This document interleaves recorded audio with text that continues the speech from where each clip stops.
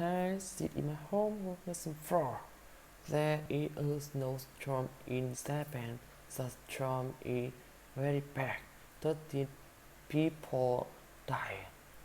More than 1,500 people are injured. It's now a lot. 30 inches of snowfall. The snowfall on an area, the area was hit by the tsunami in 2011. Some people cannot get to work. Many fly. A sensor is not easy to get to Tokyo Center. Strong wind take down power line.